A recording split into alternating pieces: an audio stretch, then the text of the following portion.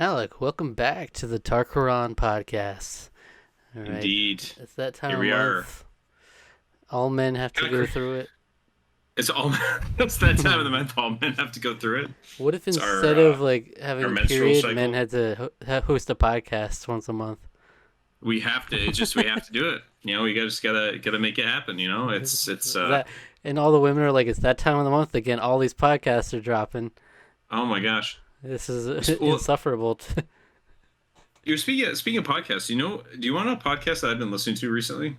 Actually, Otaku that's Brothers. right. No, No, you haven't. no, that is You're a behind that on is a that. podcast.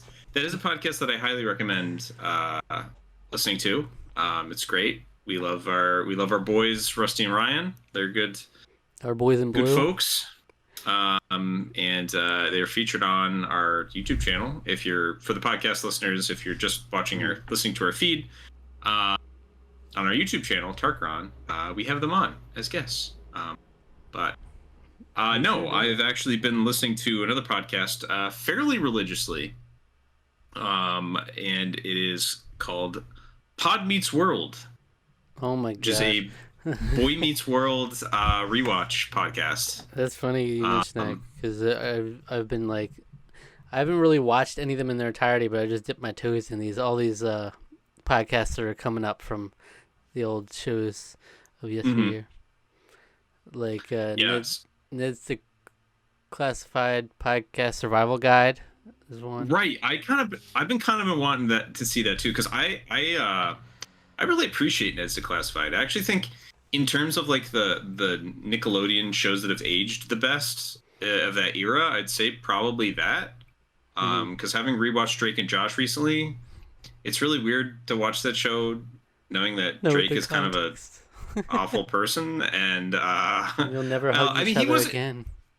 yeah, no hug me brothers. Hug me, brother. And yeah, I don't know.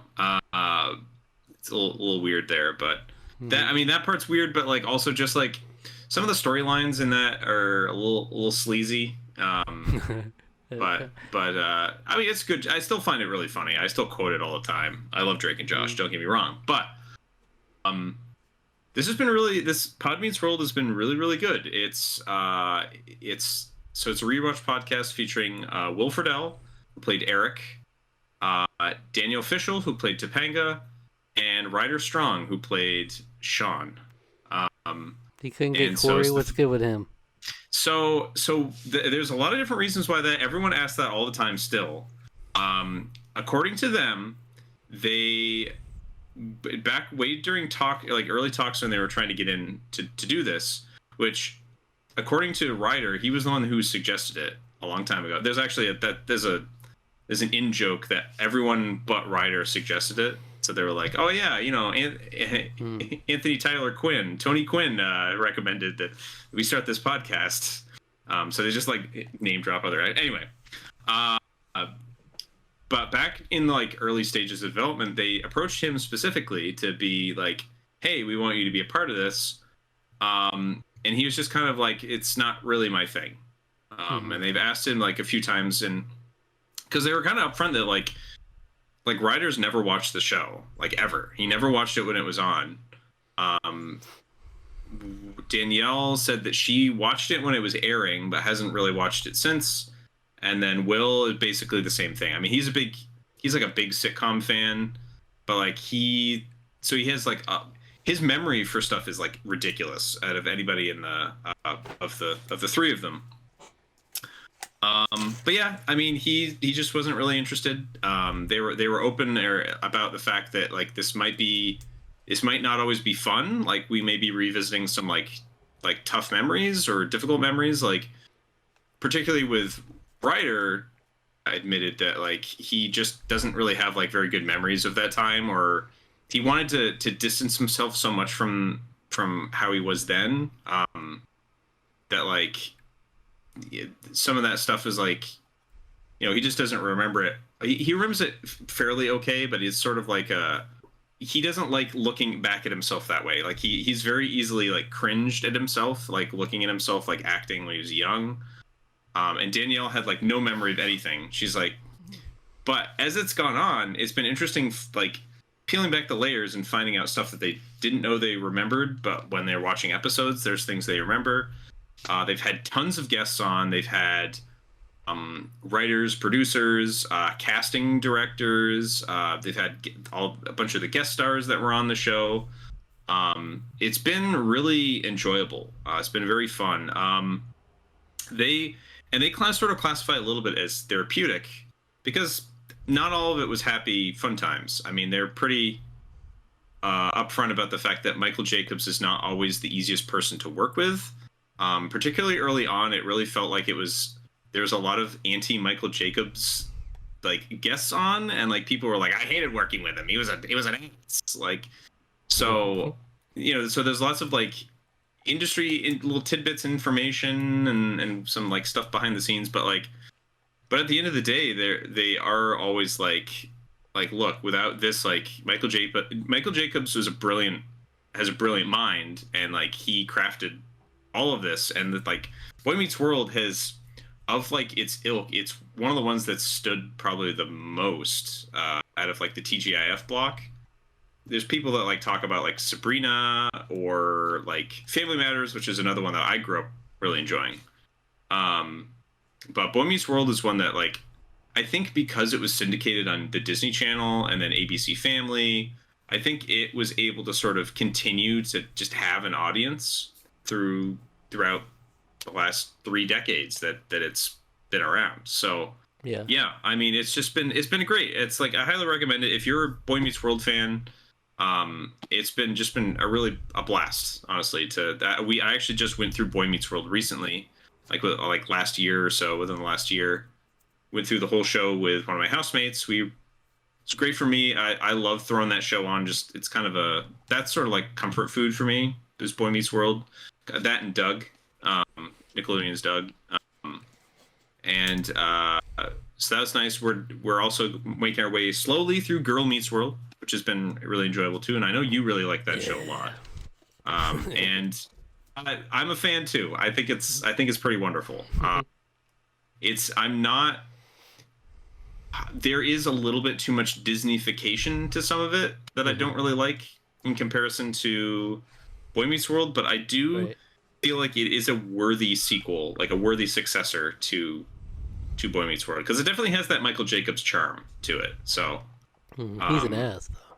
So yeah, apparently he's. Hey, look. Apparently he's very difficult to work with. Some people are, I love when take that for what it is. Some of the most wholesome things, you go back and it's like, oh, this is a horrible experience. It's like the most toxic environment. Like, oh God, maybe I didn't want to know more about this. But it's interesting, I guess. Well, there's lots of good with the bad. I will say that they don't. I'm just they just don't sugarcoat it. In general, there's like some that are worse than that. But it's interesting. I guess like one podcast company just scooped up a few of these shows, and they host them in like the same room, basically. The podcasts, like the Ned's Declassified one, and there's a Wizards of Waverly Place one. I liked that show. That was a good show. I was probably a little too old for that show when it was airing, but I remember really liking that. Quite a lot. But I also watched Hannah Montana as well, so. Yeah. I also watched Hannah Montana, so. I feel like there was one or two others too, but I don't remember exactly. There should be what was another one? What was like the sort of the last holdout of that era of the like Disney / Nickelodeon sitcom that I really liked. Good Luck Charlie. I remember liking that a lot too. No, I don't know anything about that. But I do. Yeah. I am waiting for you, Hannah Podtana. Hannah Podtana. And Miley Cyrus will definitely not be there. With their deep like. Didn't Mr. Musso go to jail, get arrested or something like a couple of times? I don't know. You have him on. But that's like the Wizards of Waverly Place one. It's like, there's obviously no Selena Gomez there, so it's just like the other supporting characters. That's what it would be for Hannah Montana. Yeah. But it's interesting. They all popped up at the same time. I respect it. It's cool to get that retrospective. And it was even like a while ago, which is still going on, is The Office Ladies, where it's Yep. Pam and Angela, the Hmm. actresses that play them, and that was like the first I had seen of something like that, and that I can remember. And then now there's just like this whole new wave of it. Yeah. Apparently, so the writers says that he had the idea before Office Ladies was even I mentioned. Oh, He had this idea for a podcast, and then of yeah. course Well, yeah. Office Ladies started coming out. COVID happened. I think that sort of delayed a lot of their plans because they just started. Pod Meets World just started last year.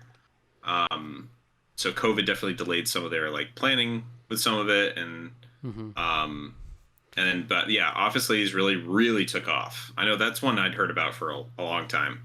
It's cool. I Um, watched listened to a couple episodes of it, and I meant to keep mm, watching, but I fell behind. But I know they're getting a lot of the guests that are relevant to the episodes and stuff too. Like they're actually having um, Will Ferrell on because he was on there for a few episodes. So mm. they're having Will Ferrell on another episode, and That's fun. So Boy Meets World got Adam Scott recently, which I thought was fantastic because Adam Scott was in. It was like one of his very first like media appearances was in Boy Meets World, hmm, like really early in his career. So it's interesting that Adam Scott just like shows up in some episodes. I think he's only in like 3 episodes or something like that, but they had him on recently, which was a delight because Adam Scott just seems like a really just fascinating person. He hmm, just really seems very down to earth and cool. I like Adam Scott. He's a yeah. good guy. Well, But did Danielle talk about being married to the guy who found a shrimp in his cinnamon toast crunch? what? Do you remember that? Do you What? remember that story that went viral? I don't. I don't. There was a guy who posted a picture of like there was a shrimp and like a piece of yarn and like something else that he was in his cinnamon toast crunch in like a sealed bag. Wow. Wow. And it Okay. was this big thing, and then people dug into him, and it like turned out he was married to Topanga. Like Oh, just interesting. Okay. random. I don't. I feel like I don't remember. That may have been her first marriage. I don't know if that's. I don't know how long ago that was. This was 2020, 2021. Okay, so maybe yeah, Jensen Karp, I think is her current husband's name. Carp. That's right. Um. That's right. Yep. That's it. Oh, okay, so that's him. So he must have. Yeah, that's weird. Yeah, okay, because he's a producer of the podcast. Oh. Um. But no, that's weird. I had not heard that. That's kind of wild. It's a random thing. Um. Yeah. What was it? What was another thing though? I No, was well, gonna that's. mention. Oh, well, she did talk about late, like very late in during Boy Meets World. She dated Lance Bass, Mhm. who, as you may know, is gay. Right. But he wasn't out at the time. But it was sort of like it's interesting because like they go into all that. They had him on, and they went into like all that sort of stuff, and Hmm. Lance was like very upfront about like the fact that like he just didn't really even. It was just one of the things where he didn't realize it. I remember Danielle talked about how they had him over to spend the night for one time, and they're originally Daniel's parents were very against it, and then they met him, and then they were like, "Yeah, okay, he can come stay over," because they're basically like, "We know nothing's gonna happen because you can tell, you know, it's like you get an understanding of."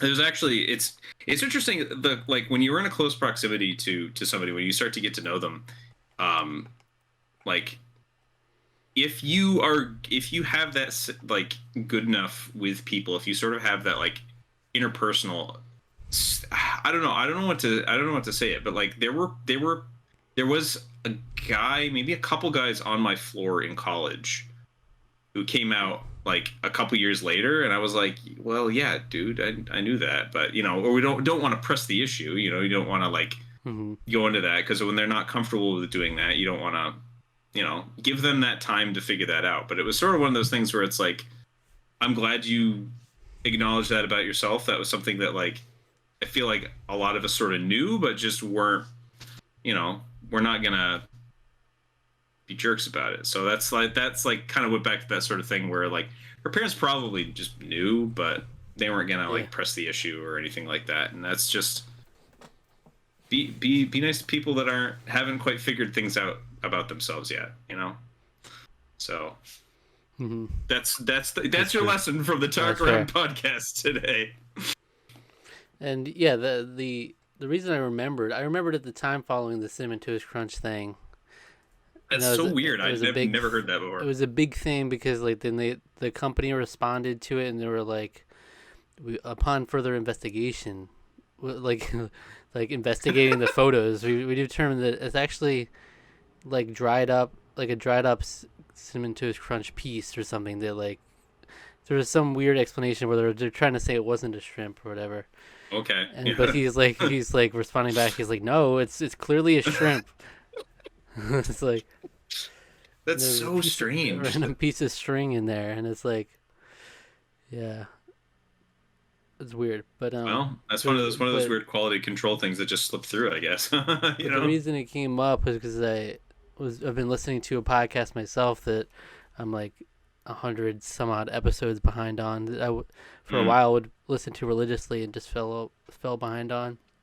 So I just got like through the initial COVID era of it, and now we're into 2021, and they were talking about it. And so that podcast is called Dynamic Banter, and it's hosted by Steve Zaragoza and Mike Falzone.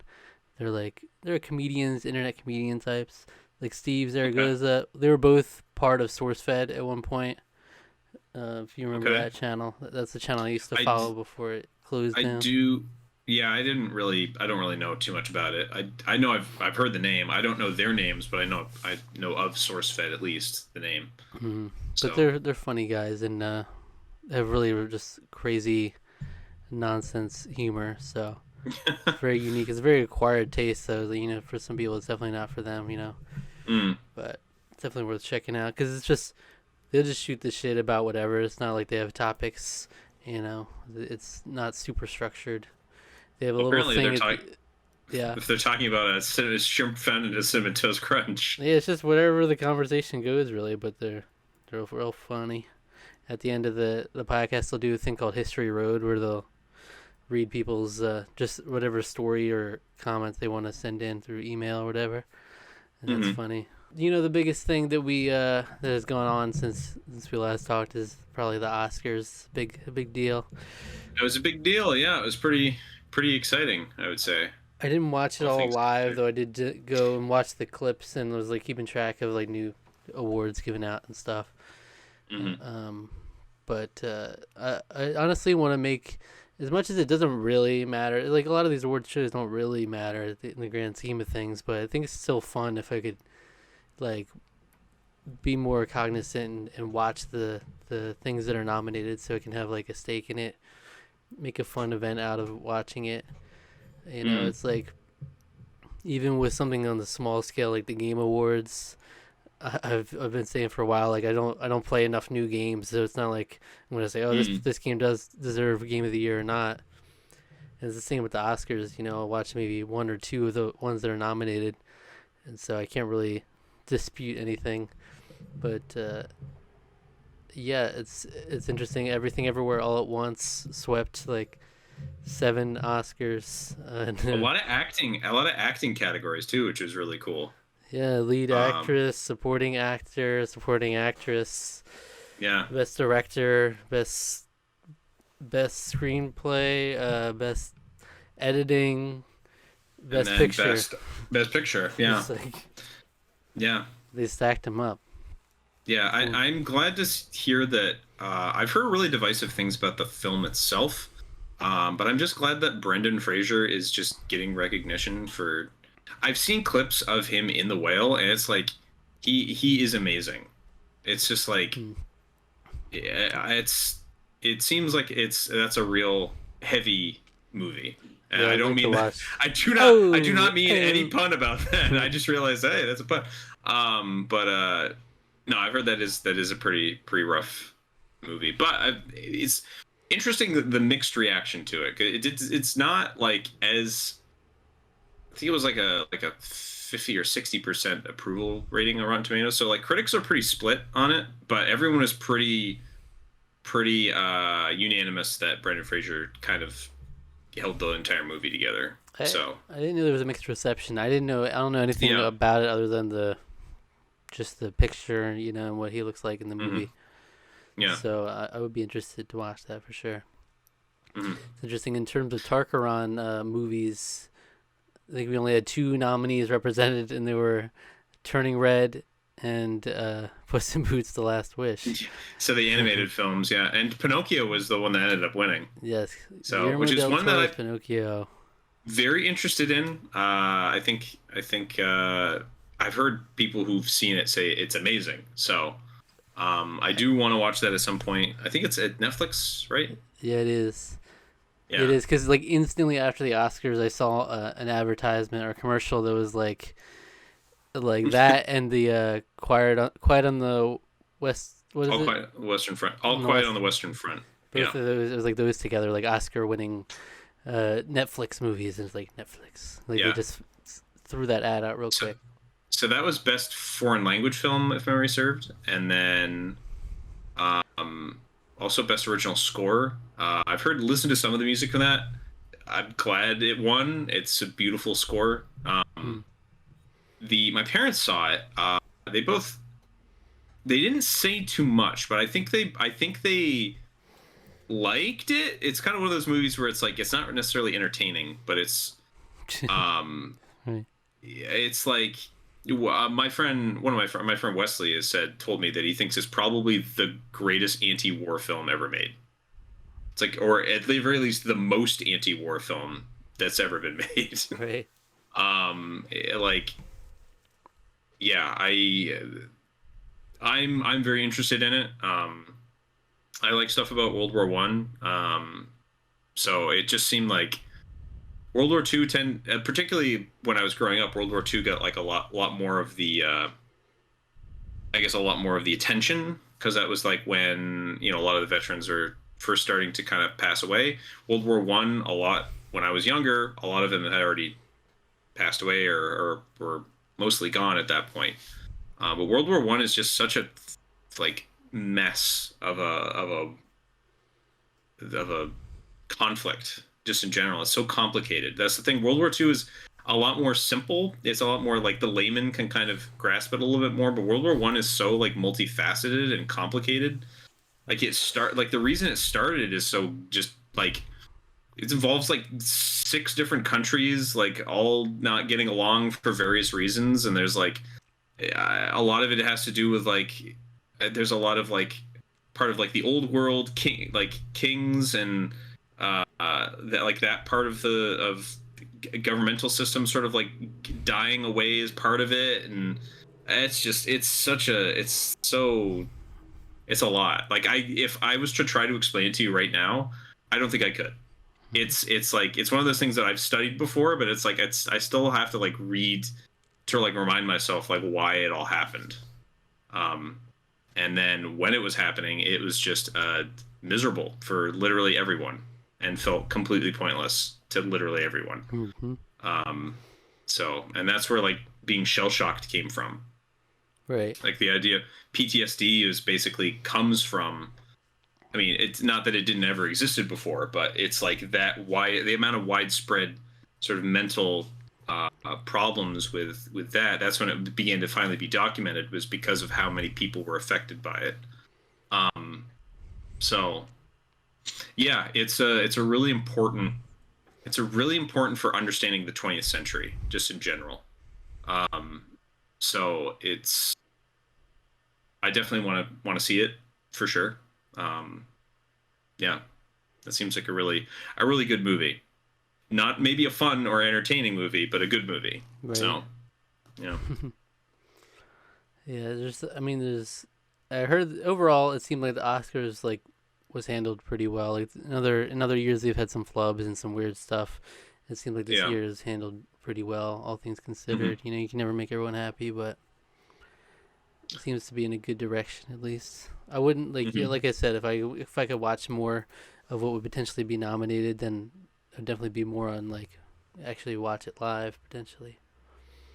Yeah, that's like one of those things. Yeah, another movie I wanted to see really bad was the Banshees of Inisherin, Hmm. which is the Oh crap! What's the director's name? Shoot. I'm blanking on his. I'm blanking on the director's name, but he's directed some movies that I really, really love. They're very weird. They're very strange. But those two movies that I'm thinking of are In Bruges, which I adore. I think that movie is fantastic. And Seven Psychopaths, which is one of the weirdest movies I think I've Hmm. ever seen in my life. But it's very good also. Um, but In Bruges is like a black comedy drama about like and that has Colin Farrell and Domhnall Gleeson in sort of the starring roles in that movie too.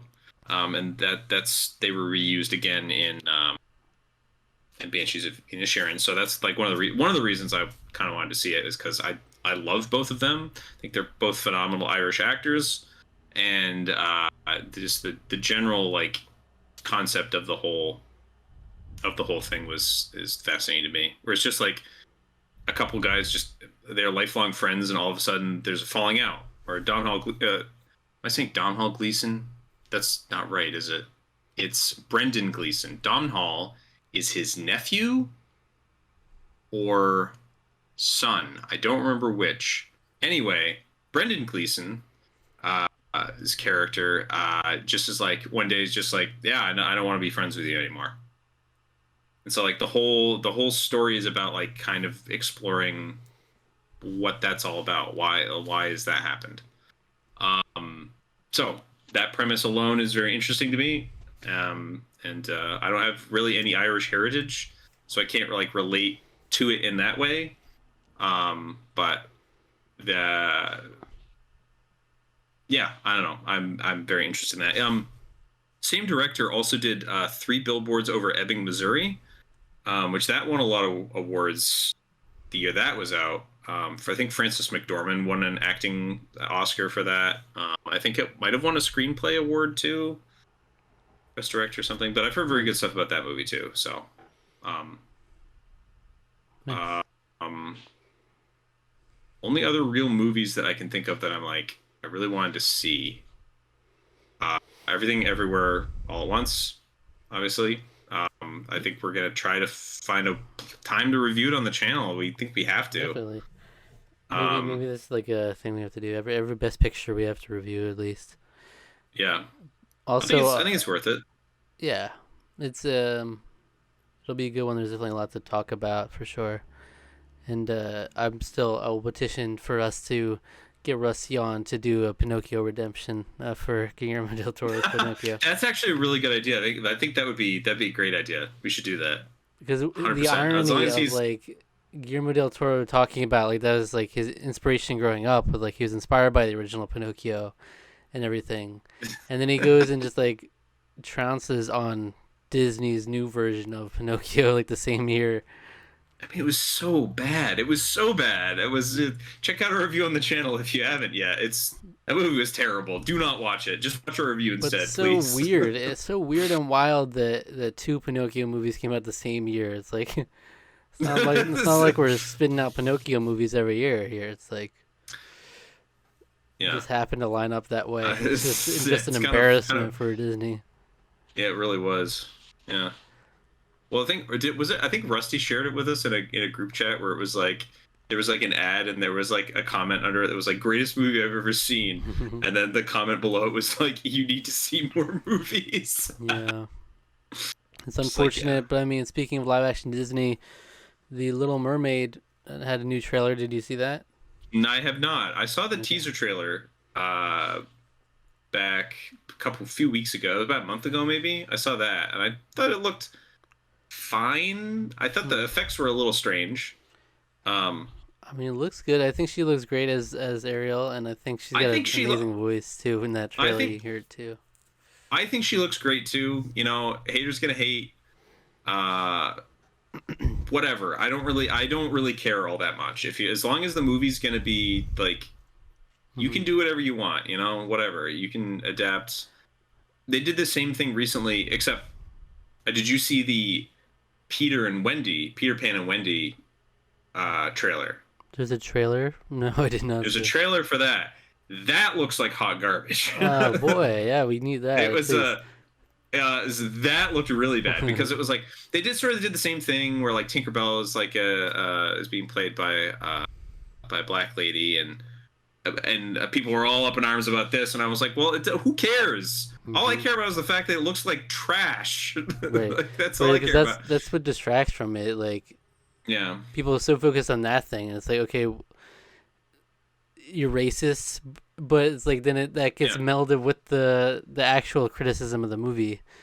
It's yeah. like suddenly they just think that any criticism of the movie is then against that because people have these arguments that aren't substantive. So it's like my girlfriend's so excited for that movie, and I'm Yeah. like. I'm like, I don't like how Sebastian looks because he looks like a normal crab, but it's like is kind of scary. But That's a way he she's like, does what need do to. you? She's like, what is a crab gonna look like? It's live action. It's what it's supposed to look like. You're just a hater. And I'm like, yeah, but it's the same thing with other live action Disney movies where it's like, yeah, a lion's gonna look like that, but there's a reason it's not a live action movie. And it shouldn't be a live action movie because it doesn't translate. That's why Jungle Book worked so well. They were still able to like give expressions to like all of the. Maybe it helps the fact that they picked a lot of animals, except for Bagheera, who the panther, not so expressive, but Bagheera as a character is a little bit more of like a mentor, taking care of Mowgli as like the as sort of like his overseer. Like that kind of makes sense where you're maybe not having as much emotion there, but like you've got someone like Baloo and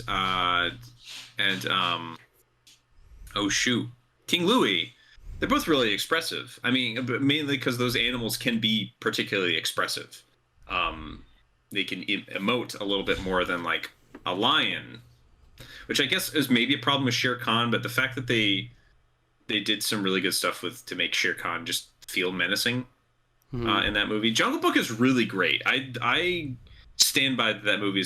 The fact that they didn't take the songs out is kind of like makes that it just makes that movie wonderful.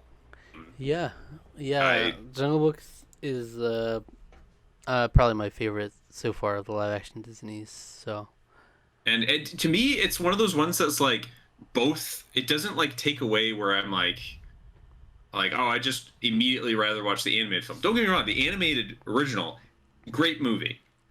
In terms of Disney was sort of going in like a maybe a more they were cutting a little bit more corners at that point, but what they weren't doing was that the talent of all of their animators was still on complete full display. The animation in that movie is like textbook for understanding uh, uh like the uh oh the with the 12 principles of animation. I think the Frank and Ollie sort of the Disney 6 or the Disney 8 or whatever. I don't remember what they're called, but basically the principles of animation in terms of like making things like work in terms of your eyes, like the exaggerations, the start and stop, the movement, all that kind of stuff. That movie does has so much like perfect textbook stuff for understanding animation. And I think maybe it's sort of like rougher sort of line art and the sort of style that it has kind of helps um, maybe highlight that. And I love the original movie is just great. But mhm. the the live action just did it so much justice that it's hard not to recommend watching it. Also, you want to watch that one too, where it's like the other ones are you can kind of like Yeah, take it or leave it. there's merit to watching it by itself. Like it stands on its own, Yeah. and yeah, there's enough to it to make it worth even existing Hmm. versus some of these other ones. But there's some weird live action Disney's coming up. So I just put up a list just so for reference. Oh boy. But it's Oh like boy. just from the ones that we know are coming. So we got Peter Pan and Wendy is apparently the next Yeah. one in line. Then The Little Mermaid, Snow White. What? They're making a snow. They're making a Snow White. By the way, What? This is all Wikipedia, so I'm gonna Okay. take it for what it's worth. But I hadn't heard of Snow White, but it says March 22nd, 2024 release date. Okay. So for what that's worth, then Mufasa, The Lion King. Uh, I think Rusty mentioned this at some point. I think he did. I think he did. Like a prequel to the live Oh action Lion no. King. Why? It's on Mufasa, so we're in for it. You should have done. You should have done the sequel. Have you ever heard about the? This is an aside, but have you ever heard about like how the Simba's Pride, how a lot of that was like a weird like awakening for certain people, apparently, that movie in No, particular. I didn't. Yeah, it was like I think it made some that movie made furry fans, apparently, Oh, And, like it was like one of those things where it was like well, that's beautiful. a weird awakening came from that movie, and I'm like, okay. Actually, what's his name? He talked about it on Pod Meets World. Justin Marsden, who voiced Simba's son in that movie, talked about how like, yeah, I was Max Goof in that, and everyone comes up and says that I was like their weird sexual awakening when when they were like 13, like watching a goofy movie, and I was like, oh, that's weird. Right. So Mufasa says July 2024, July 5th. Okay. And then the rest of these are all TBA on the release date, but they're all out there apparently.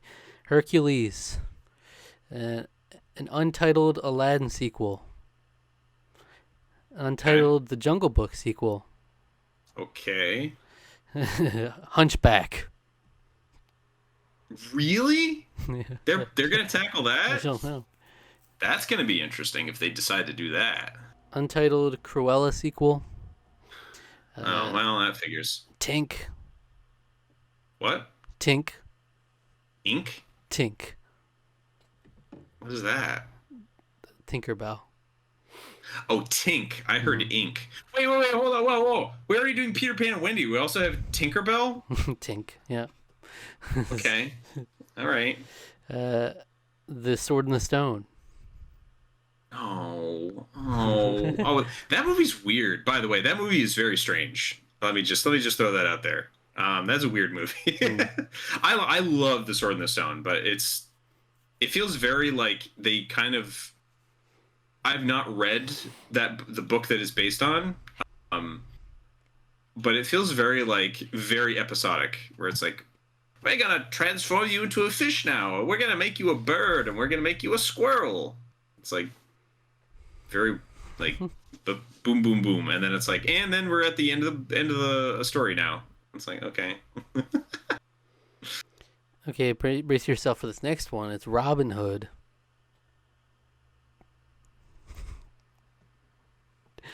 So are they How gonna? does that So are they work? gonna? So are they gonna do it like? Are they gonna use the furries, or are they gonna use actual people? I mean, the furries is what Disney did, so they have It to is use what the they did, furries. and it was great. But Just say why real though? fox, a real fox But in that why situation. though? It's so weird if they decide to do that. Hmm. They can make it like Fantastic Mr. Fox and make it like stop motion. That'd be cool. That's a Right? great movie too, by the way. Um, An untitled Prince Andrews film. For yes, For Prince Aladdin. Anders is from Anders. Aladdin. Yeah, Okay, I don't even he know. was in like three. He was in Yeah. like three scenes. I don't know. It was weird. All right, Bambi. Okay. Okay. I mean, Sure. I don't You know. know, might as well. Might as well at this point. Let's just remake them all. Why don't you make bed knobs and broomsticks? Why don't you remake that? The Aristocats. I'm getting a call. Is my DoorDash ready? Hold on. Let's see.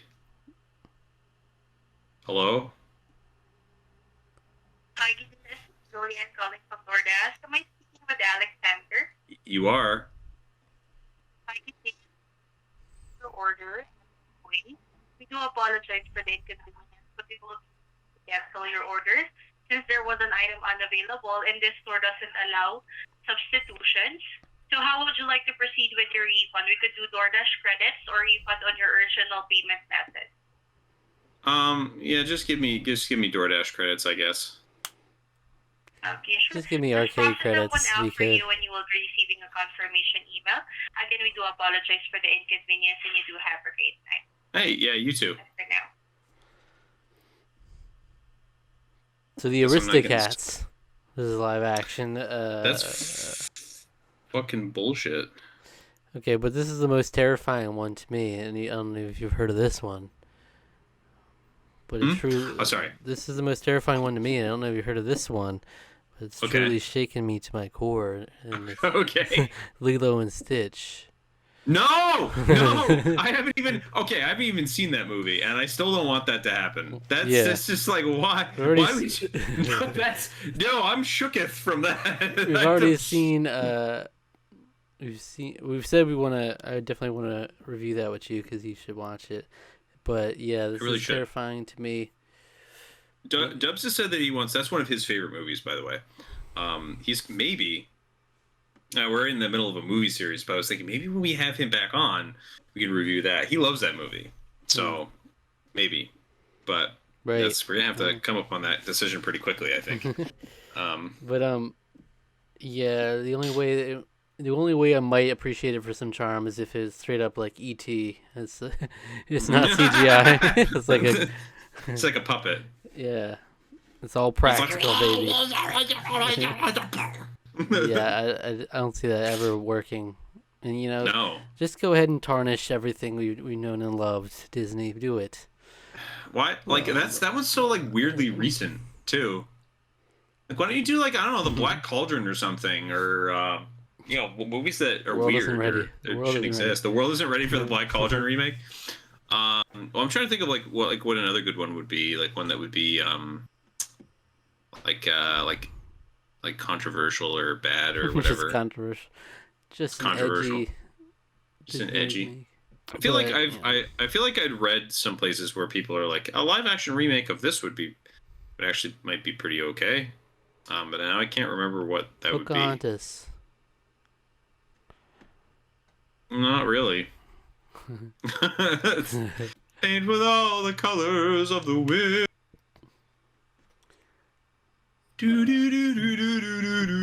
Brave. The live action remake of 3D Disney. Oh, I think some of them were like Treasure Planet maybe or Atlantis. Right. The kind of the lesser of the Disney animated canon. Do you think Disney will ever break the internet and like do a 2D Disney movie again? They've talked about it. They've talked about doing that still because they've. Who's talked about it? They haven't completely shut down their 2D branches. Like I don't know. I don't know if they should. They should do it. They should make another Princess and the Frog or something. I mean, not make that specifically, but like make another. That was wonderful when that movie came out, but that didn't make money. Like it was profitable, but I don't think it made very much money.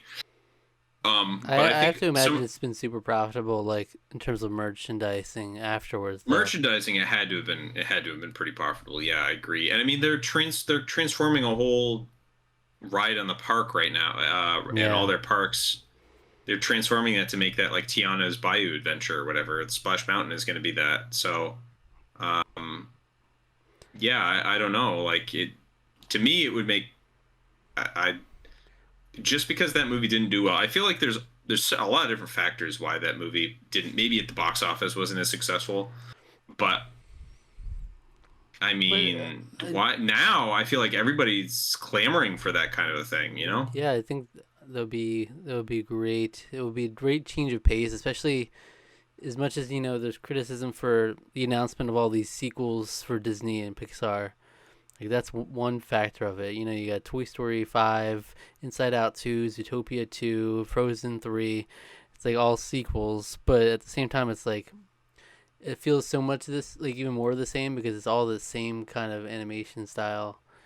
And it's like if you could just throw in something new and radical like that, 2D, back to their 2D styles. Like, come on. I mean, that's what DreamWorks did. right? I mean, that's what DreamWorks has been doing. They've been kind of killing it with I mean, Puss in Boots at least. They sort of killed it with that. It was awesome. It was still 3D, but it was still 3D, but like the style was very different. Because it felt Sony's been doing it too. You've got the Spider-Man Spider-Verse movies, and the one new one coming out later this year. It's a more distinct style. So, yeah. But what worries me about Disney is that they're literally, as we speak, making live action versions of all their 2D movies. They don't value them like they should. I feel like. Yeah, it's weird. I mean, I don't know. Yeah, I just don't really know. I mean, I can't imagine. I mean, but here's the thing that's discouraging about that is that The Lion King made over $1 billion. Close to $2 billion. Box office. Yeah, $2 billion. About this is like every time I look at the highest grossing movies, I see it up there. I'm like, oh, it's God. It's sad, actually. It's sad to see. But. And here we go with Mufasa. Watch Mufasa. Mufasa's gonna even higher heights. Mufasa, the great masterpiece of Disney. You want to know something? Up. You could. I don't know why you would do live that, action, but you could do that. Hold on. Brace yourself. Live action Cars. I'd hate that. I hate that. So much. Speaking of cars, actually, recently, I bought a car. You'll like this. No. I saw Cars 3 recently for the first time. Have you seen Cars 2? Yeah, I'd seen Cars 2. Okay. I'd seen Cars. I saw Cars 2. Cars 3 for the first time. No. Okay, so I guess maybe I haven't talked about this on the channel at all, but me and my housemates are going through all of the Pixar films in release order. Nice. So Toy Story all the way up and through, and we're also doing the animated shorts all in between too, which is fun. And we just recently watched Cars 3. So we've made it that far. Cars 3. Yeah. What's the verdict? I really liked it a lot. Okay. I was surprised at how much I enjoyed it. Wow, I hated that movie, but really, Cars 3 is so much better than the other two. I mean, the first one, I'll grant you, it's a pretty okay movie. I have my problems with it. I just think it's boring. Was my problem with it, but it's a good movie. It's a fun movie. And the original is my favorite by far. Yeah, I love that movie. Cars 2. Oh boy, I could go on a long discussion about.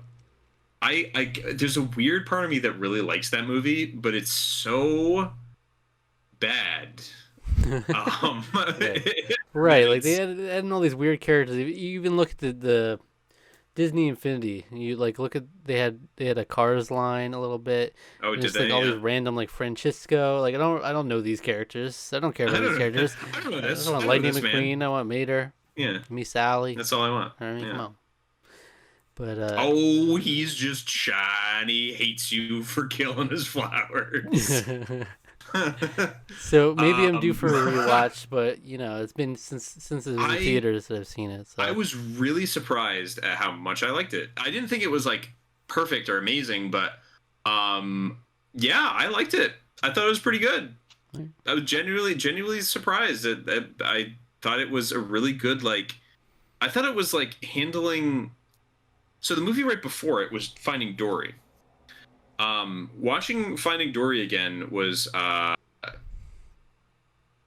I remember coming out of the theater being that movie was really confusing. Primarily because it wasn't really fun or funny as much as you would think it would be. And also the last 20 minutes are just the most insane thing that Pixar's ever done in a story. And they've done some kind of wild things in some of their stories, but that is just, it just broke my brain in terms of how ridiculous it was. I was like, these aren't fish that are trying to escape from a dentist's office. These are fish that are driving on a road and coaxing little sea otters to hug each other to make traffic stop. It's what is going on in this movie? It's so crazy. And that's it's so wacky, especially because how heavy the movie is. It's a weirdly depressing movie. There's not a whole lot of happy fun times until the end, and even then it's still kind of a sad. It's kind of there's a distinct tinge of sadness, and I think that's kind of a characteristic of a lot of Andrew Stanton's movies. You definitely see that the original Finding Nemo has a tinge of sadness, but I think that movie overall is a fun adventure. Whereas Finding Dory is like a sad adventure. Like it's Dory having to like remember things about her traumatic childhood, about how she gets separated from her parents and can't remember who they are or where they are. But Hank the Octopus is cool, even though he's kind of the reason why the movie goes off the rails at the end. Right. So that gave you more of an appreciation for Cars 3, is that what you're saying? It did, because here's the thing: Cars 3 is also a kind of a little bit more of a serious plot. There's some things that just don't make any sense to me in terms of like the logic of the movie, where it's like these cars are more impressive and can like the energy efficiency, they can like go way faster, and I'm like, but their designs are like totally different from the other cars, and I'm like, but slot car racing, most of the cars look exactly the same because you have to fit to a certain standard, you have to fit to a certain weight capacity, like range, you have to fall in a certain. It's like slot car racing, which is what Lightning McQueen is. You is a slot car. You can't like. Okay, stop slot shaming, Alec. Slot shaming. You can't. That just like broke the logic of like the kind of like the drama at the very beginning of the movie for me a little bit, but like as it keeps going and as it sort of becomes this sort of like passing of the torch kind of story, it's really. I found it like a really good and mature take on it that like didn't like talk down to kids, which I felt like Cars maybe kind of as a franchise sort of kind of did just in general, or it felt like kind of like a slimy marketing campaign. Sort of what Cars felt like to me a lot of the time, but like this movie was really good. I genuinely thought it was pretty good. So and we got now we got Coco next. So we were gonna watch it. We were gonna watch it, or we were talking about watching it earlier, but I was like, I know, I already cried this week. I don't know if I'm prepared for this, so we didn't watch it. See, I've always thought about doing that for a review, like when I got to pick one for my birthday and stuff. Mm-hmm. So it's a good one. But we're gonna do that probably next week. It'd probably be at the earliest will be my guess, but yeah, Cars 3, I thought it was pretty good. I'm not mad at it, though. I did not agree at the time, but I haven't seen it since theaters, so I was young. I was still young at the time, you know. But were you? We had done. Were you? We had done like a podcast and stuff together. So I was young when we did a podcast together. Yeah, that's true. I was too. I was in college. I don't stand by like a lot of what I said back in 2012, 2013. You know, we listened back, and I don't support it. I don't support it. I don't stand that. No. But okay, so that's an interesting thing to talk about. Which one of these movies, of these sequels, are you interested in? Which are you dreading of these ones that were just announced recently? The Frozen 3, Inside Out 2, Zootopia 2, Toy Story 5. I think that's all. Inside Out 2 is definitely the one that I'm anticipating the most. It's the one to me that's most deserving of a sequel. I really love the original Inside Out. I think it's brilliant. I think it's Pete Docter is probably my favorite mind behind at Pixar. He's more or less, now that John Lasseter, when you get caught up in that sort of sexual misconduct stuff, he's basically like more or less like the de facto head of Pixar at this point. I don't know if he is or not. I don't really know how all that stuff is designated. Mm-hmm. But he's like my favorite mind at Pixar. Like his stories, the ones he comes up with, are like I think the best out of anybody's. Monsters Inc., Up, Inside Out, Soul. Those are like way up, super high tier for me. So Inside Out getting a sequel, it just makes the most sense. Because Riley was more or less, she was in middle school at the time, or late elementary school, middle school. That's like, I think it was just pre-puberty, so I think it's like late elementary school. So she hasn't hit that yet. So the fact that I don't know if the sequel is going to time skip a significant amount, if we're going to go past past puberty and like reach teenage years or anything like that, but I feel like you've got a lot of stuff to sort of figure out and sort through when you're a young person. And I think that's just rife for interesting exploration with the emotions. I think that's going to be fun. And I think the voice acting in that original movie is phenomenal, and also outed Disney as like all NBC comedy fans. Where it's like you've got Amy Poehler and you've got whoever played what's her name in The Office. You got Bill Hader, and you've got it's So that's your most anticipated one. I feel like of those, it's probably that. I did like the original. I liked Zootopia quite a lot too. I don't know. Zootopia is mine.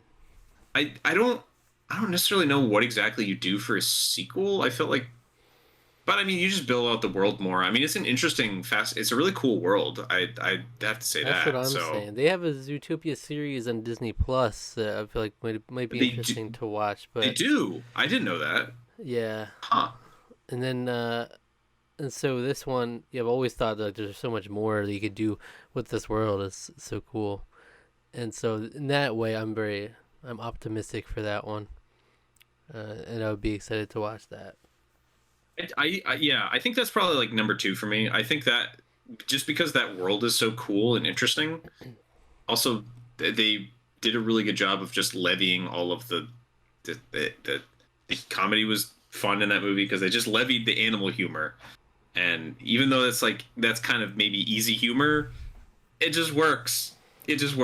So, I mean, that's probably number 2 for me. But like most dreading, it's like please just leave Toy Story alone. Leave Toy Story alone. Leave him alone. I just leave Toy Story alone. I mean, look what they did to my boy. You know, that's what look how they massacred my boy is what you say with Lightyear. Which actually, to be fair, I haven't seen it yet.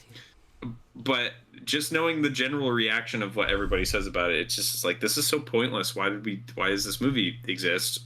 But like Toy Story 4 was already pushing it. I mean, I think when it came out, I think I was maybe a little too glowing on it, maybe a little too. I have to, as we're rewatching, we'll see it again, see how if my opinions have changed. I think it was as an epilogue to the trilogy, it worked for me. But what do you do? What is Toy Story 5? What is that? How do you do that? You don't even have the gang's not even together anymore. Now the toys will have toys. Now the Toyception. Buzz Lightyear to the rescue. They already started dabbling with Forky, like just making toys out of random shit. So I'm scared of what we're getting into now. I mean, that was great. What are you talking about? That was Forky's great, but yeah, it's a fine line. It is a fine line. Well, they started doing weird stuff with Mr. Potato Head in the third movie, where it was like Mr. Potato Head can like.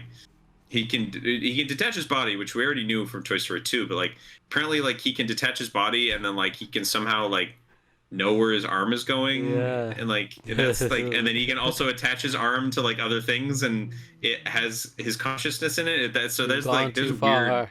You've gone too far with that, yeah. But let's keep going. No. Toy Story 5. You crank that content out, Zach. You crank it. Maybe it'll be the best. Like, is there a world where Toy Story 5 is the best Toy Story? Never. It's amazing. No. We had a perfect trilogy, and Toy Story 4, I see extremely mixed reactions to that movie. So to me, it's like you're just tarnishing the brand at this point, and I don't want you to do that. Especially because, like, the shorts that came out after Toy Story 3, amazing. They were phenomenal. The Toy Story of Terror and the Toy Story That Time Forgot, fantastic short films, amazing short films. You watch them; they're fun. They're super funny. They're great.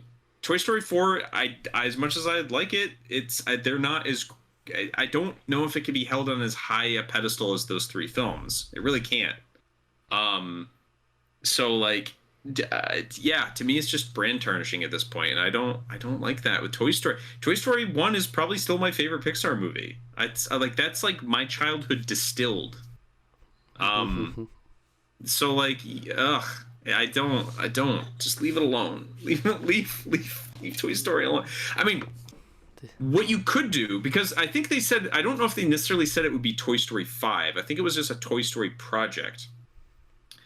And what you could do that could work, I thought Lightyear could work also, but the result, the reaction speaks for itself.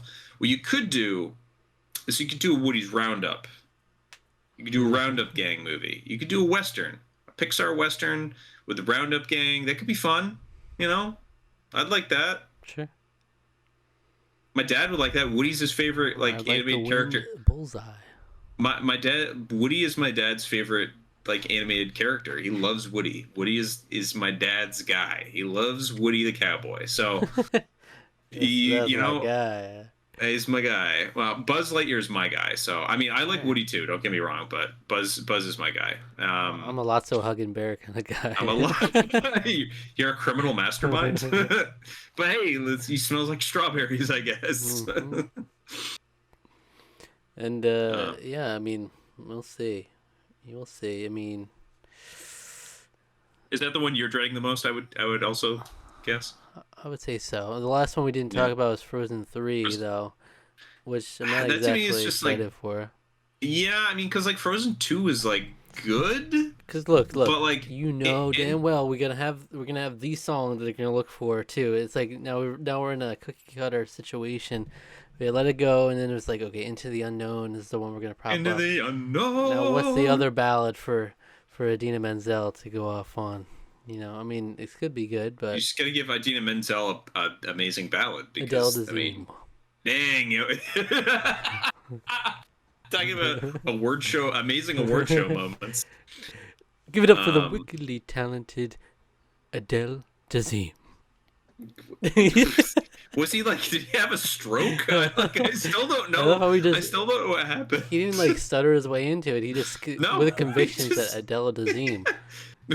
Knowing damn well he had no idea who he was introducing. Yeah, he's not allowed to. He's a Scientologist. They're not allowed to watch Broadway What was it? productions. What did he end up saying? He couldn't see the teleprompter or something. I think it was something like that. Yeah, but he barely could see it well enough to get some of the syllables. You have some confidence in yourself that to go out there not even knowing the person you're introducing. They don't even bother to look up the name of the person. It's I'll just read the teleprompter, I'll do the thing. Adele Dazeem. Adele Dazeem, yeah. Not even close. But yeah, Frozen 3's throw it in the waste bin.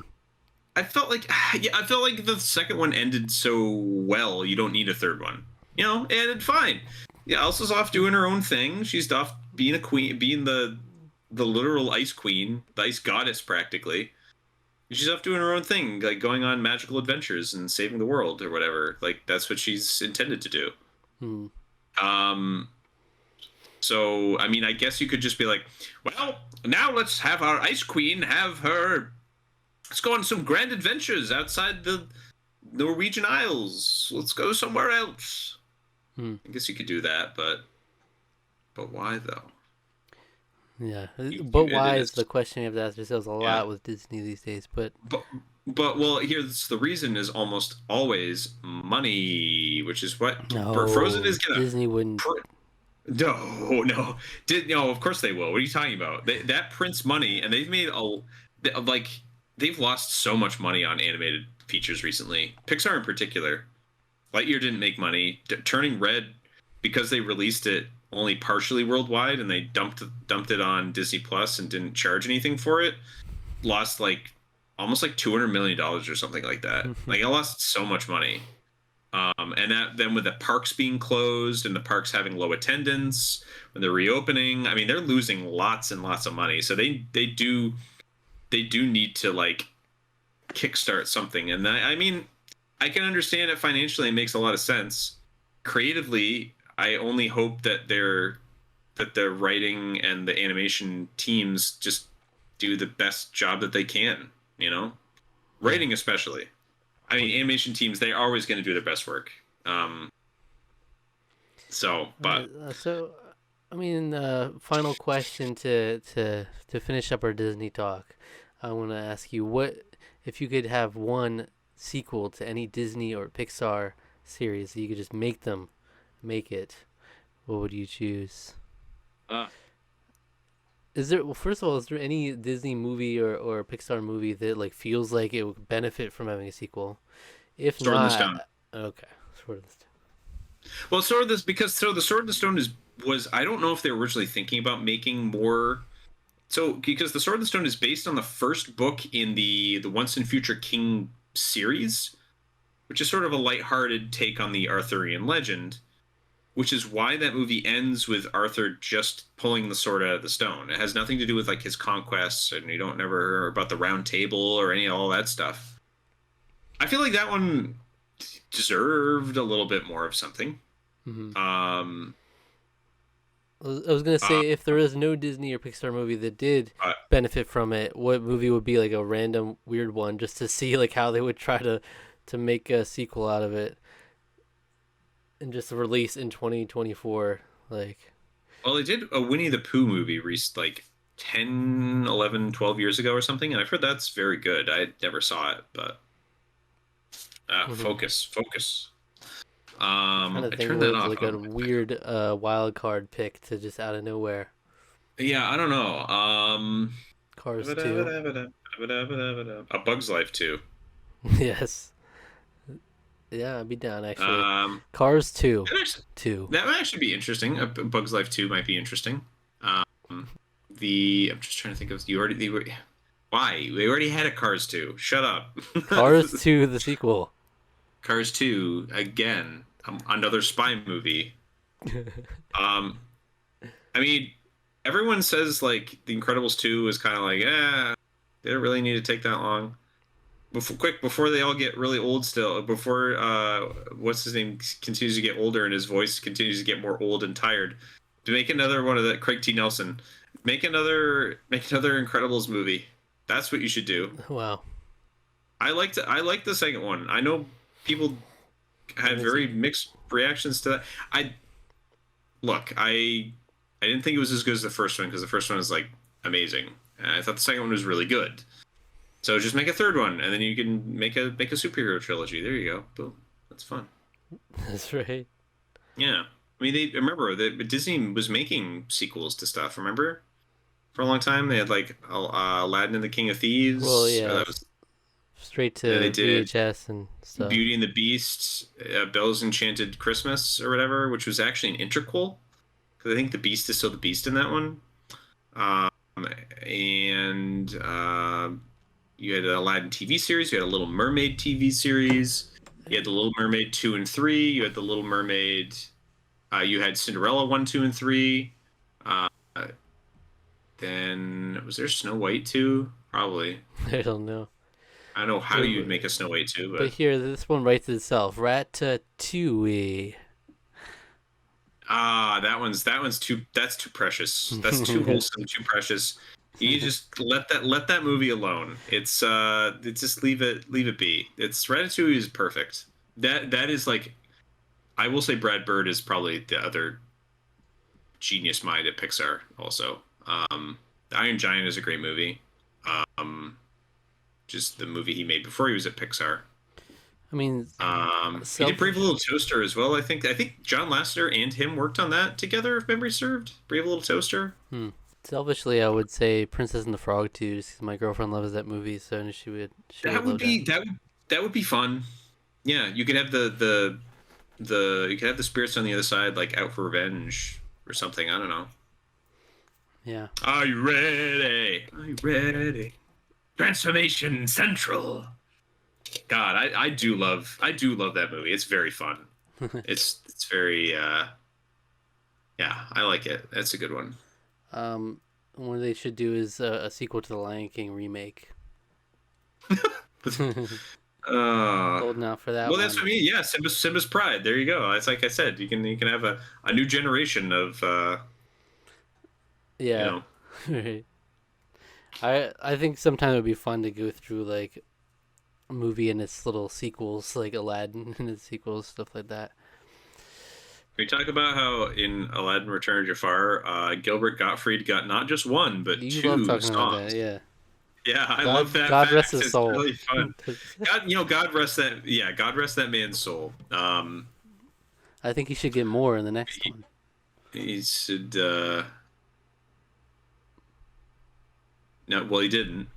First of all, and I think John Rhys Davies played Aladdin's father in that one. He's like the king of thieves. Anyway, this Disney's got some couple cool things on the horizon, so I'm looking forward. Like Elementals, that's cool. That I'm looking looks forward really to that. That looks really cool. That's really imaginative and creative and interesting and different. cool. Right. Just what I like to see. I mean, sequels are fun for what they are, but yeah. You can't beat a new Disney property. You just can't. All right. Yeah. Jungle Cruise can't. 2. I could go one of two ways here. I could track back off of our award ceremony thing just to talk briefly about something. In fact, I will do that. The awards ceremony, just that there's two people at the Streamer Awards or the Streamies. I don't know what they were called. The streamer. I did watch the Streamer Awards. Yeah, I did watch that. You did? Mm-hmm. Oh, okay. So Iron Mouse won like a couple awards. I think she won Best VTuber and Best Just Talking Streaming, I think, or something. She won at least one of those awards. But yeah, she won that. And then CDawg VA won Best Charity Stream event, like or Best Event Stream or something like that, charity event. I don't remember exactly. I think it was something like that. So they both won awards. They're very close friends. So they're like both. I love both those. I don't watch a lot of Iron Mouse. I watch clips of her mostly. I watch other VTubers. I watch less popular VTubers. Okay. But Iron Mouse is a wonderful individual. She's hilarious. But she's also like, she suffers from a lot of health problems, and the charity event specifically was Connor raising money for the Immune Deficiency Fund, IDF. And they raised like $600,000. They raised a lot of money. And he's actually going to be doing another one later this year. I think actually maybe just in April. So they're going to be doing another one of those, and but really glad to see my boy CDawg VA. I love Connor. I mean, I went to Trash Taste live last year. I love Trash Taste. In terms of other podcasts, I religiously listen to. That's one. I'm a couple episodes behind, but just because of a few different reasons. And yeah, love seeing my boy Connor doing well, and same with Iron Mouse. So because VTubers represent. I love me some VTubers. I'm still big on that bandwagon. I know a lot of people fell off after everybody started going back to work, but not me. I still need my cute girls doing cute things. It's just a very therapeutic. So yeah. So like I don't really watch any streamers actually like on Twitch. I don't really watch any streamers in that way, but I do watch a couple of them in their YouTube videos that they put out of their streams and stuff. But I don't know, there's something interesting about watching that like little that award show. And I was skimming through it while the Oscars was going on, so Yeah. So there's something more charming about the little small thing like that sometimes. But there was a weird thing I saw Moist Critical talk about where like a bunch of people dressed up as him because he wasn't nominated. He did that the year before too. But the year before he actually ended up winning something, Yeah. but this one, Yeah. But it's like a bunch of man, I love him. I don't watch every single video he puts out, but I watch a lot of them because I've rarely come across somebody that can just ad lib a descriptor that is so like vulgar and perfect at the same time. He is a gift, and I'm glad that other people see that gift, because like every one of his videos is like easily over a million views. It's Like so hell funny yeah, because good for Charlie. years and years ago, I watched that. I never knew it was like him until years later. That I watched these Mm. like he'd do these voiceovers on like these infomercials and stuff like that. He would be like just like saying vulgar stuff, and he had this deep Yeah. voice, and it was like so like he stood out. But we just Yeah. watched him years and years ago, and then I see now it's like he's blown up and everything, and so it's Yeah. pretty crazy. Because I was in It's like like, to middle me, school watching that. the thing that I love about him is that he's just like he's able to like encapsulate the everyman's perspective like so well. Like he's not really he's like wholesome, and some like I don't know. It's just he's such a like cozy, easy thing to just listen to, like just to kind of get an idea what's going on. Yeah. He just has like he always has a very reasonable perspective about like everything. Yeah, and he'll Um, just have the one earbud in connected to this yeah, microphone right here, and yep. there's a white T-shirt on. You know. I also love that he just doesn't edit out his pets doing weird shit. That's another thing I love too. Or his cat will just walk in front of the camera, or his dog will make like a really weird noise, and he'll just like laugh because it's like, what the fuck was that? um, yeah, he's great. I love him. Love Charlie. He's a good guy. He's great. But you know, Yeah. one thing I'm sad about that I almost forgot that happened recently is that one of my favorite Smash Bros events, Summit, announced that they're shutting down, so no more Oh no! summits. Those are my favorite Wow. events. They're gonna be doing their last one, which is Smash Ultimate Summit 6.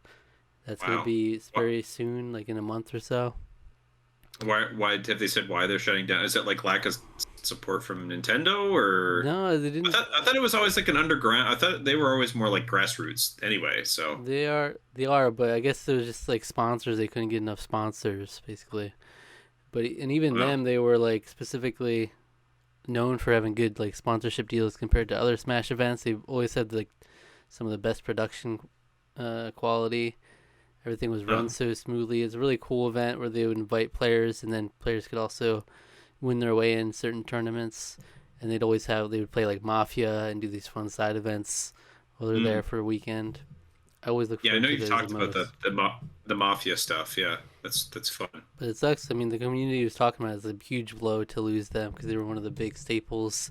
And just recently, last year, there was a whole debacle that we lost a whole couple circuits because of some drama. There was the whole Panda Cup circuit that was lost, and they never got to do the championships. And then the Smash World Tour was lost right before championships. So Right. it was like those two, and then like the VG Boot Camp, which ran Smash World Tour, that is kind of like they're struggling now, and they aren't able to really put on the events like they used to. But hopefully they'll be able to bounce back. But we're kind of missing them now, and now we're missing Summit was the other big one. So now it's like just only a couple tournaments here and there we're holding on to. Well, yeah, and it's really sad to like, because like I saw they announced like the games. Maybe this is a little while ago now, but they announced the games that are going to be at Evo this year. And it's this is like the third year there hasn't been Smash or something like that. Like they haven't had Smash in a while there, and that's kind of too bad. That was basically So, Nintendo said like yeah. they didn't want it in there anymore. So then they It's stopped. just so weird to me. Like Evo is such a to me it is. I don't care. I don't give a crap about like League. I don't give a crap about Dota. I don't really care. I know one of my housemates really likes watching the like Dota Worlds, but like I think Evo is like because of the history. Evo goes back a lot further than a lot of these other ones. To me, that's a lot. It's the premier, the OG to a degree. Like that's where competitive games sort of started, was with fighting games, just because there was a bit of a way to be able to like, it was one-on-one. First person shooters, when they came along, you get your Halos, your Call of Duties, of course, they came along and they made MLG a big thing in their own way. But fighting games are sort of like the sort of test of skill. Like it was the easiest way to determine back in the arcades. And yeah, I don't know. It's kind of sad to see Smash Brothers, especially like Smash Ultimate, which I think is a pretty decently balanced game, all things considered.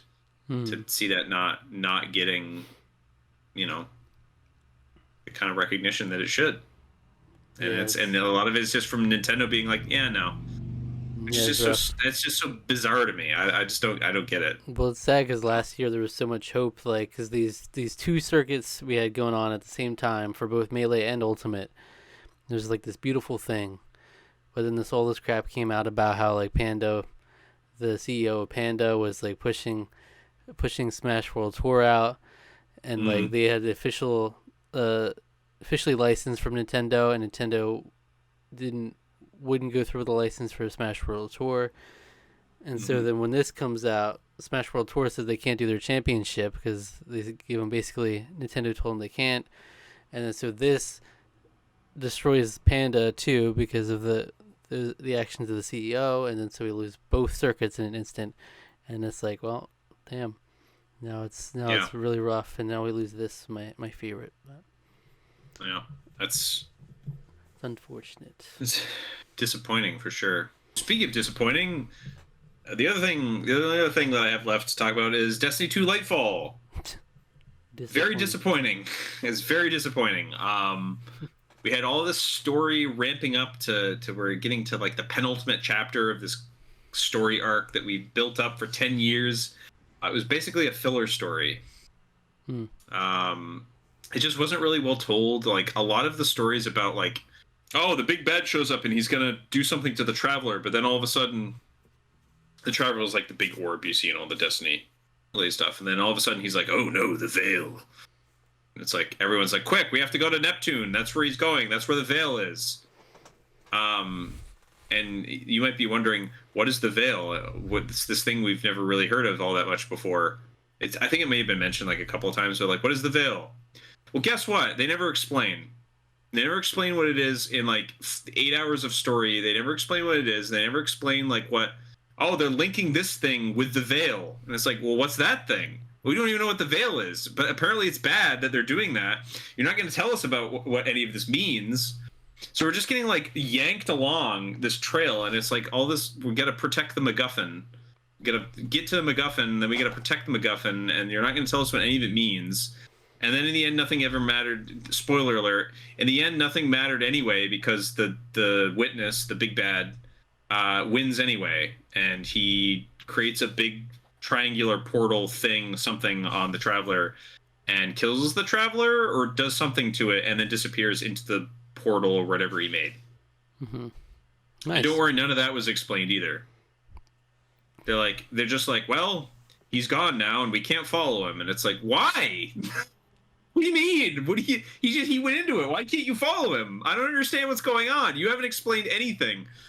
And the story sort of like just yanks you along, like either expecting you to just be an expert or to just not care about the fact that they're not explaining anything. And it feels very like Destiny 2 when that first launched. There was stuff that happened like that in the Curse of Osiris DLC thing that happened. That wasn't very good. And then that was like Destiny 1 had some issues with that too, where the story just sort of happened and they didn't explain anything. And then the tone was so weird for it too, where they were like, the new characters they introduced were like weirdly quippy and like Marvel-y, which did not fit the tone of the fact that the big bad evil guy is here and like declaring war on all light bearers and everything. And it's like, why? Okay, well, first of all, we're now going complete opposite part of the solar system to this community that we didn't know existed until this game, and we're also not going to really spend a whole lot of time focusing on that because we're getting zipped along because we got to get. It's a mess. It's a mess. Mess. I could keep going. It's kind of a mess in terms of the story. The storytelling was a mess.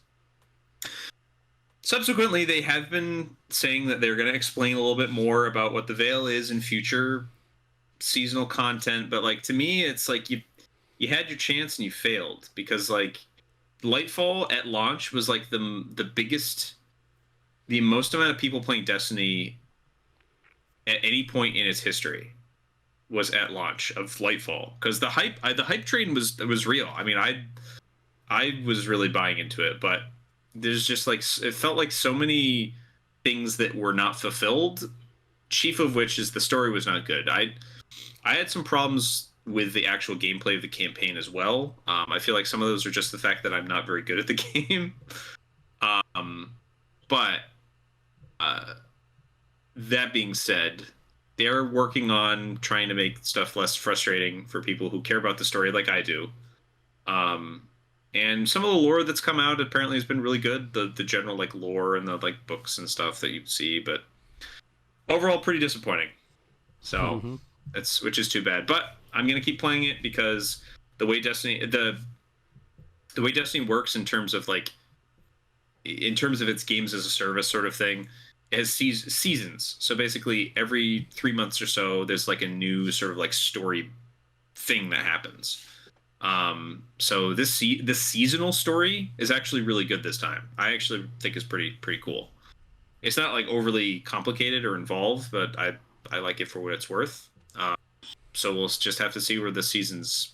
Hopefully they can help mend the story a little bit, but I don't have a lot of hope, unfortunately. Well, that's great to hear. Yeah. Things I do have hope for. Our channel. Let's get into that. Well, I will say that I've been powered through a lot of games. Like I've been trying to stay committed to like actually seeing these games through. Okay. I've been 3 games in the last month. Just knocking them out. Tony Hawk's Pro Skater on the remake. That was great. Great. I saw the second one I'm gonna go through. Pac-Man World Repack on the PlayStation 4. Yeah. I've been wanting to play this for a while. You know, it's a remake. These are both actually remakes. I didn't even realize. It's a remake of the ones on the GameCube era. And it's fun. It's fun. It's not perfect. Some stuff is a little but overall it's a little jank. Yeah. And then the last one, wait, well, I just realized this one is Donkey Kong Country Returns 3D. Which is, so that's sort of a remake? Kind of a remake, but it's just like the 3D port of the Wii one. I just wanted an excuse to play this game again. It's been years since it first came out that I played it. So I was like, that would be a fun game to have on the 3DS, be able to play handheld. And so, yeah. So 3 games that are all like revisits and remakes. Pretty cool. Nice.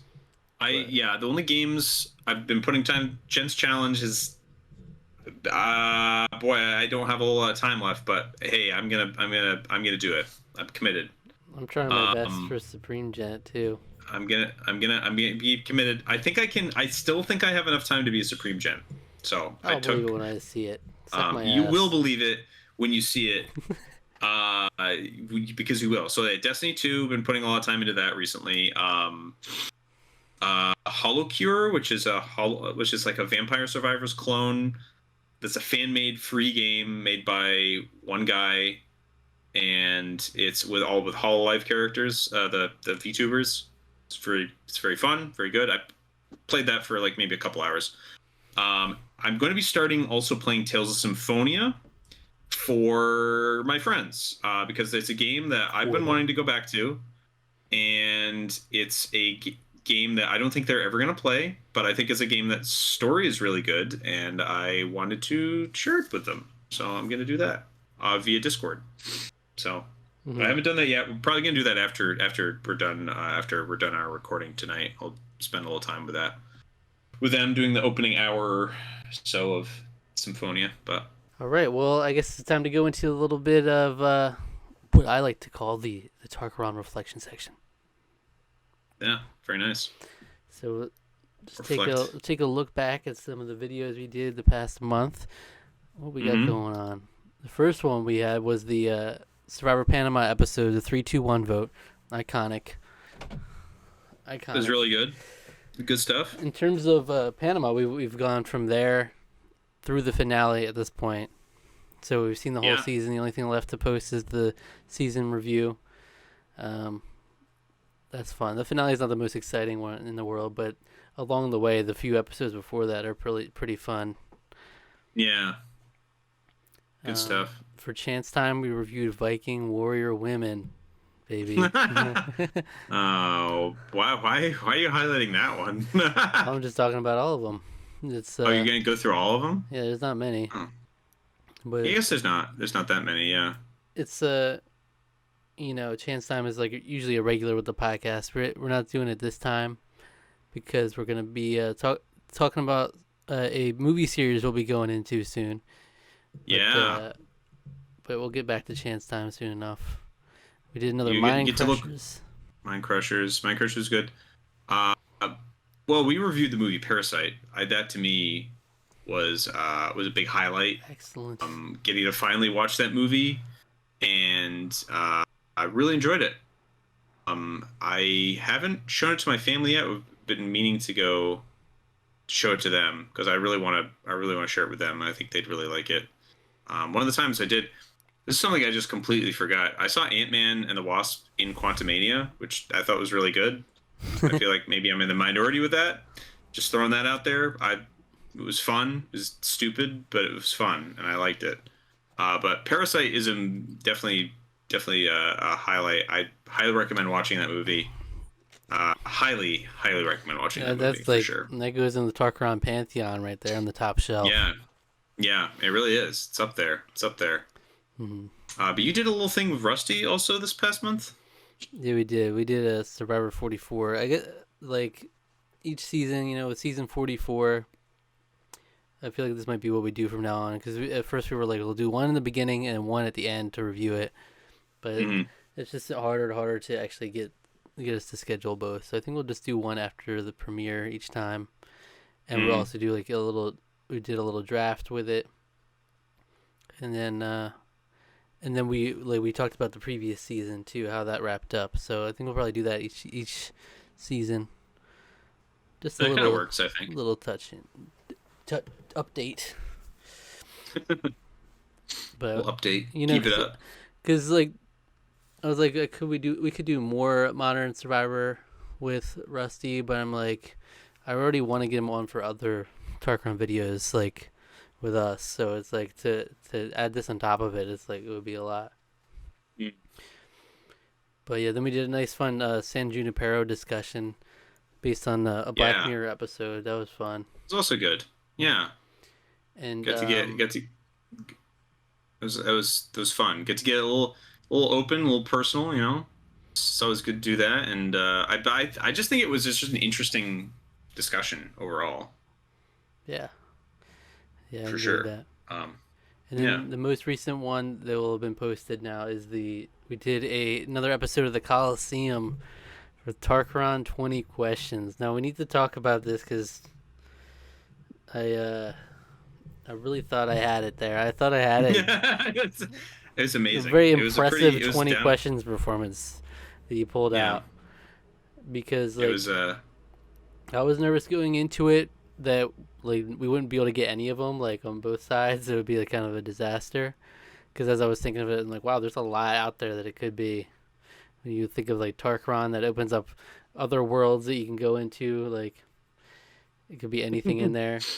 But we were surprisingly getting in with questions to spare, and it was neck and neck. But I was like, okay, well this one's just gonna bury him. But I somehow found it. And I found it. The first two, my two questions were just too perfect. I think it was the thing. Yeah. The Saturn Ion, which is a Saturn car Ion reward from Survivor of the Amazon. It was never going to be that strict where it needed to be that specific car. The only reason I started asking that because it was I figured you would get it at that point, within enough questions. But when it started getting to oh wait, he might actually have too many questions after going through all the cars, I'm like, okay, well, I'll just tell you the hint, and then it's a tie technically, but I'll give it to you because you were generous with some of mine anyway. So yeah, with some of my Yeah, one of the ones where I was just like, it was just wasn't fair. Green Like, Hills, Montana. I probably wouldn't have gotten that exactly. It may have just said the location of Sonic the Hedgehog. That would have been my best. yeah, yeah. You more or less got it. You said Green Hill Zone. I mean, that's close enough. That's basically the joke of Green Hills, Montana being Green Hill Zone. So, yeah. But it's some fun ones that spanned a lot of our different things, you know. Honestly, like I'd love to do this again. I think 20 credit is just such a fun little simple thing to do. But it is fun, and I really liked Hangman too. I think that's fun because you can like really go out there with the phrases on that, like anything goes. Mm-hmm. But yeah. Right, So it's the Coliseum. So the reward for winning was the winner get to pick the next series that we're gonna be reviewing, a series of movies. So what's it gonna be? Harry Potter. That's right, baby. Yeah, it's happening. It was funny because I was actually talking to one of my housemates' brother's car got stuck in a parking garage. That's a whole story. But I had he came over last night. I was doing some cooking, and I was just like, "Hey, you just like let's just like I'll cook a meal, and then you can have the second half of it." And he was very touched by it. But I was talking about like the outcome of this, but I was also being like, because we started talking about Lord of the Rings, because we were both like, yeah, it's been a long time since we've seen it, and I was like, Lord of the Rings is like, so I was really torn. I thought maybe Lord of the Rings might be what I geared myself more towards, just because it's one of those things where, just because like there a couple of the. Bring back to VTubers. A couple of them. One of the ones that I like did a marathon recently where she watched all 3 extended films in one day. She did like a marathon stream, and I didn't tune into any of it because I was busy most of that day, and also I wasn't watching the movies. But boy, it's like I was like, man, those movies are so good. But then I was thinking about like availability for you. I don't know if you have what versions of them. If there's how available the extended editions are, which I feel is the only way to watch those movies. And then like, there's too many like logistic things with that. Do we include the Hobbit films? Do we include the extended versions of the Hobbit films? I don't know if that should be the case or not. I was like, we both already have Harry Potter. Harry Potter's on HBO Max, even if you didn't have it, easily accessible. So there you go. Yeah. Looking forward to that's going to be 8 films. 2 months right there. If we don't do Fantastic Beasts too. Yeah, if we don't do that we tease like maybe we'll think about doing that if we feel like it. How many of those? There's really, 2 right now. 3. There's 3 out. Okay. There's only that's all there's ever going to be. I don't think the third movie did not do very well at the box office. I don't think so. So it'd be 11 altogether. How many was Star Wars altogether? I think 11. I think it was. Yeah. Well, we had the 9. Solo and Rogue One. So, yeah, 11. Right. That's right. So that was our biggest previously. This one could potentially rival it, but yeah. And we should definitely at the end do like a nice like tier list or ranking them or something. That's fitting. Oh, and I said when we were talking about doing the Harry Potter series before that it would be cool to do like our sorting hat, you know. Yeah, sort ourselves in Pottermore. So we should do that. I should do that again because when I was younger, so I mean, it only makes sense to do it when you're younger because you are young when you're going to Hogwarts. But and it's nonsense questions. And they're nonsense questions. But I was sorted into Slytherin originally, like way back when Pottermore was first launching in like 2010 or whatever, 2009 or whenever it first launched. I got sorted into Slytherin. On the relaunch, I don't remember.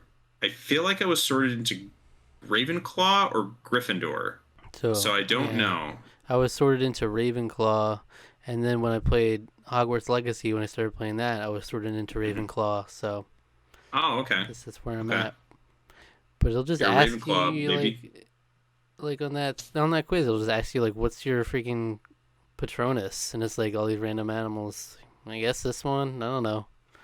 I guess this one. I don't feel passionate about it, but it's like, oh, you're definitely Ravenclaw then. Oh, yeah. All right.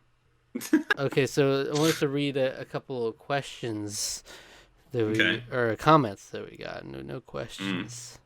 Yeah. Okay. But I feel like it would be fun to add on little comments at the end of Sure. the podcast every now and then. So on the Survivor Panama episode 12 reaction, the 3-2-1 vote, Mhm. Brandon says a legendary move by Suri.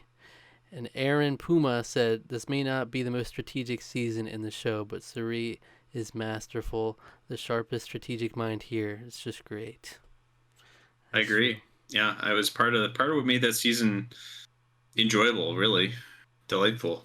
So, back on our episode 11 reaction of Bruce Can't Drop a Deuce, Survivor 1234 actually commented, just so you know, due to scheduling issues caused by March Madness, this season has its own Final Four episode.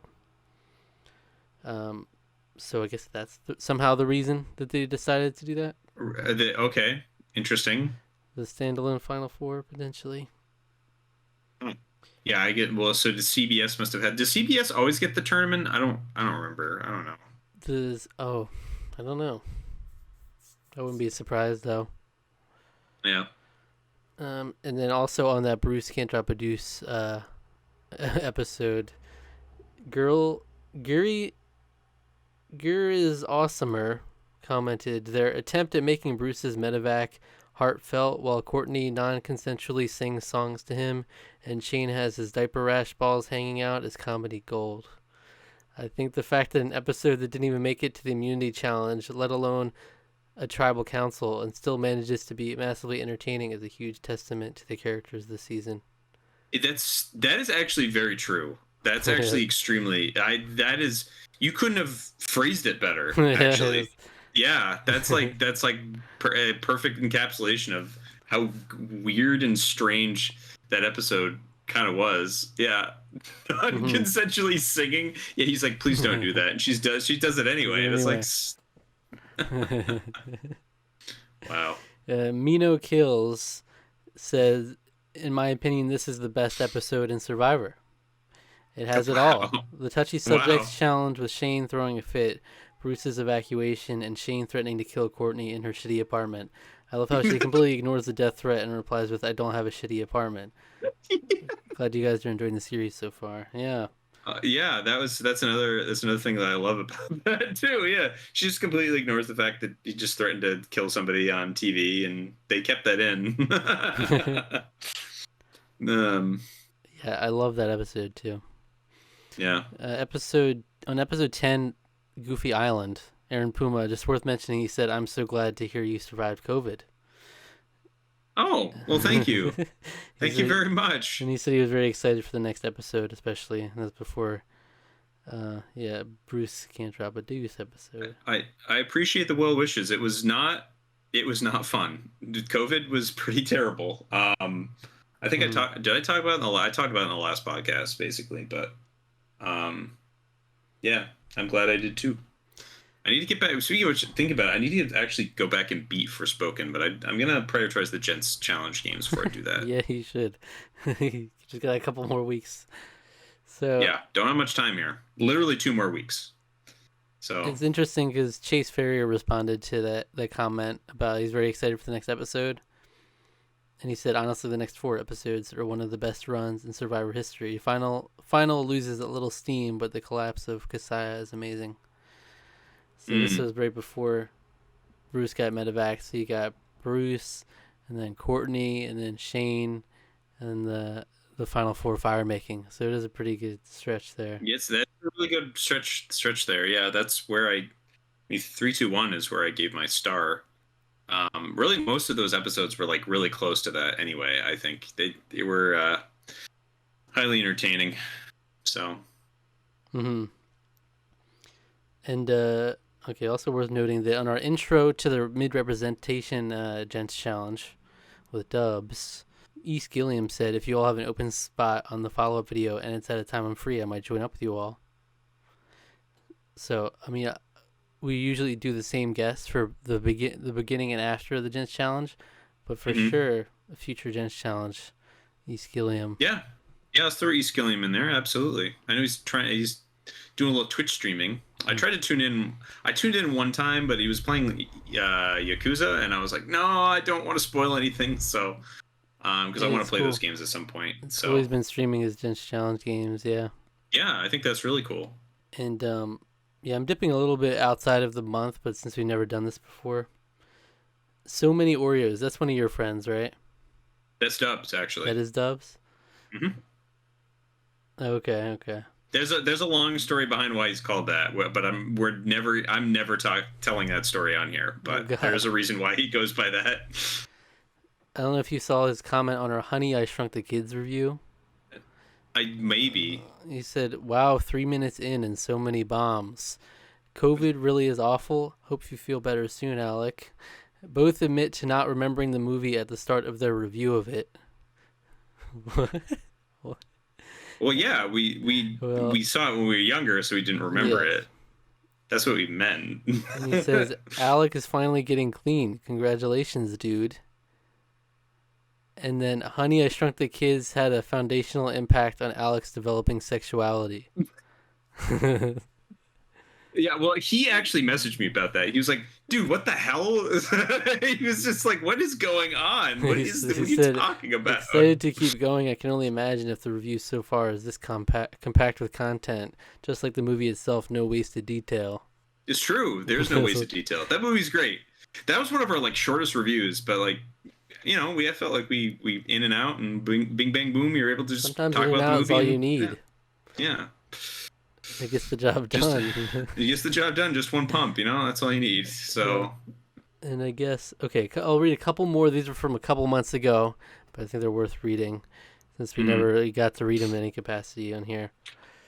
So this was way back on the 2022 Blastia Awards. All right. Ooh. A comment from Rusty. Rusty comments a good amount every now and then. Good guy. He said, "Another excellent year of Tarqaron in the books, gentlemen.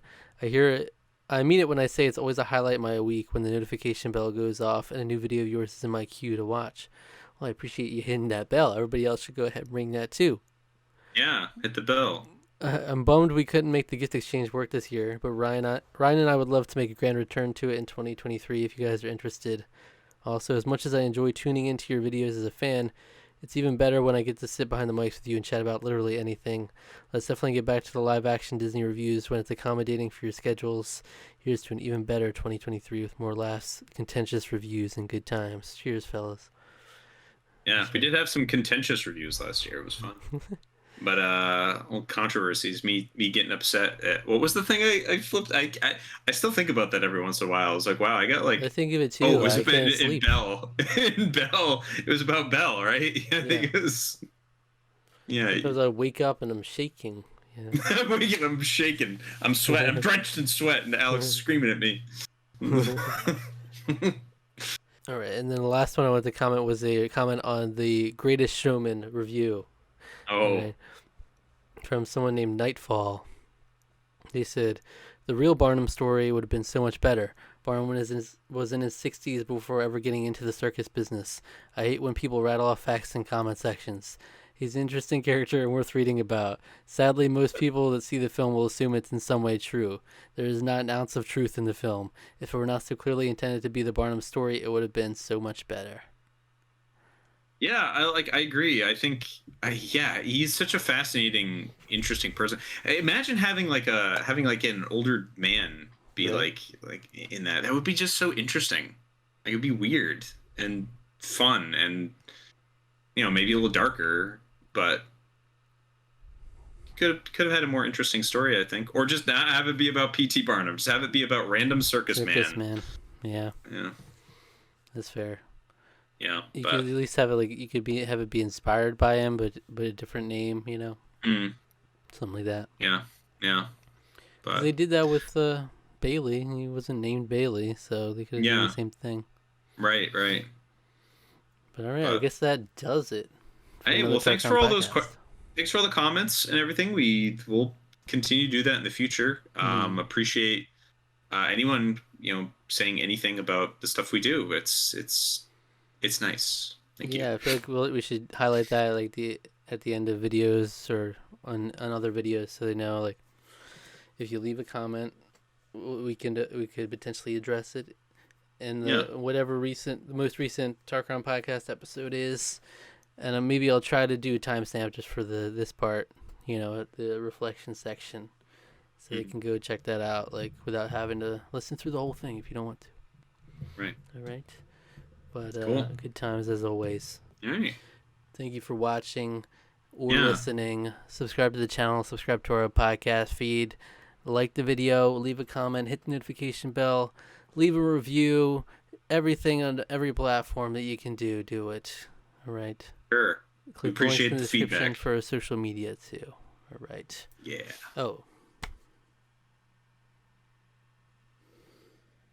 Oh yeah, that's right. Yeah, this is our that's for the podcast. That's the one.